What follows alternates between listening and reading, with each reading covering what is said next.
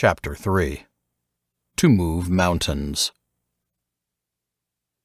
The principal result of the witch hunt system was that the poor came to believe that they were being victimized by witches and evils instead of princes and popes. Did your roof leak? Your cow miscarry? Your baby die? It was the work of witches.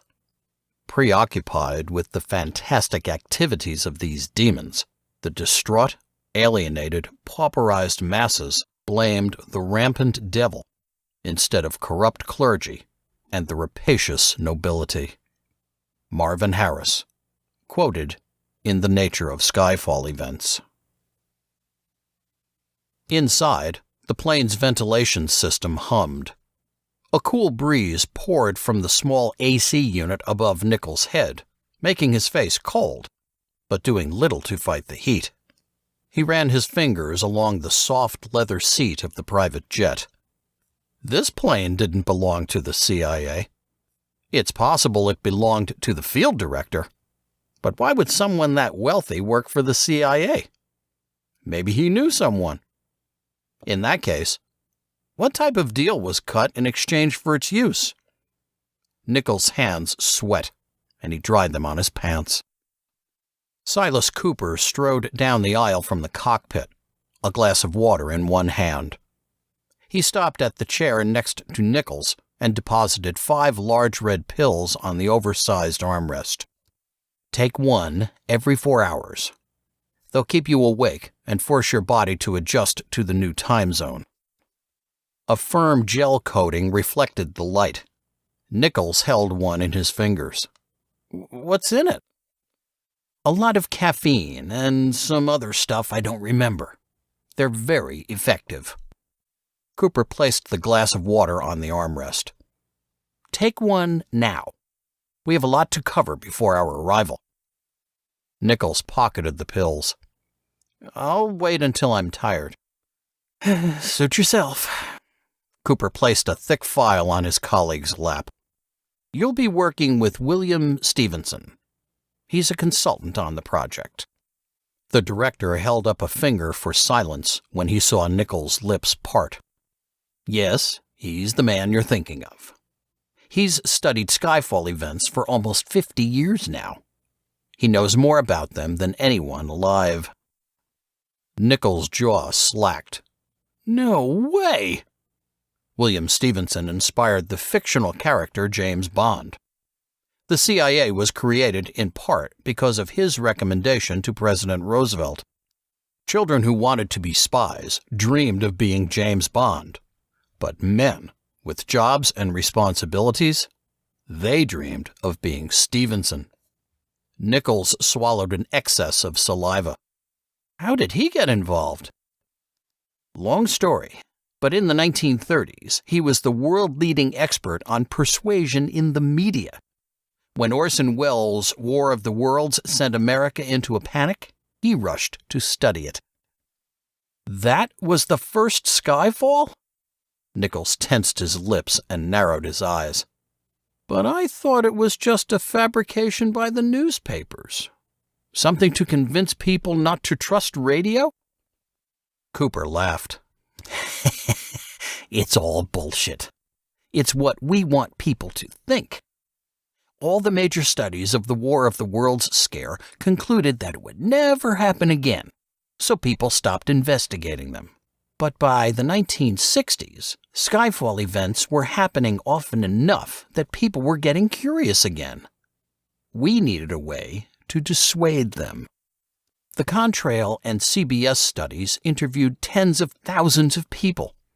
Of course, there were some who didn't believe, or who lived in pockets where nothing was happening, or never heard the broadcast. All we had to do was find those interviews and publicize them. Change the focus. It started to look like a fabrication. He snorted, and the sound of rattling snot sounded from his nostrils. Throw shitty science at people, and you don't have to lie to them. They will happily lie to themselves and believe whatever makes them most comfortable. They don't care about methodology, sample size, or any of that crap. it's easier to accept that greedy corporations dreamed up the Great American Scare. Then, face the possibility the people's fundamental belief about reality can be rewritten in less than an hour. So, it was the first. Orson Welles started it all, Nichols said. Cooper cleared his throat and pressed his lips into a line. He pointed to the file. No, but it's the first time anyone paid attention. To tell the truth, in the beginning, only private organizations and individuals studied them seriously. Cooper let out a long sigh. But eventually, our funding dried up. We needed more, and the best place to get it was a wealthy government. So we presented it to the CIA. You're telling me that the CIA bought the idea? Not exactly. At the time, their biggest fear was chemical weapons, or weapons of mass distortion. Those types of weapons were getting the most funding. Silas flipped the file open to the section titled History. Their impact isn't direct damage, but the panic they produce. A good scare can empty a city overnight, collapse an economy, cripple a government or enemy force. Nichols stroked his chin. But those are illegal in war. So you presented a new idea?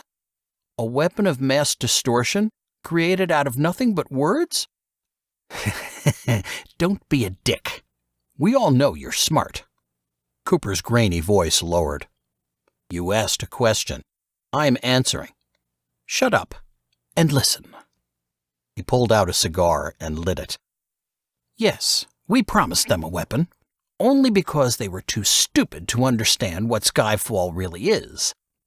A large cloud of smoke fumed out his nostrils. The power to manipulate human belief. It was the question Nichols had pondered since he was 11. It had been a quiet Sunday morning. His parents dragged him to church and a barbecue in the evening. He couldn't remember the sermon or the scriptures they'd read, but he always wondered if anything had been quoted from the book of Revelation, a biblical book prophesizing how the world ended in the last days.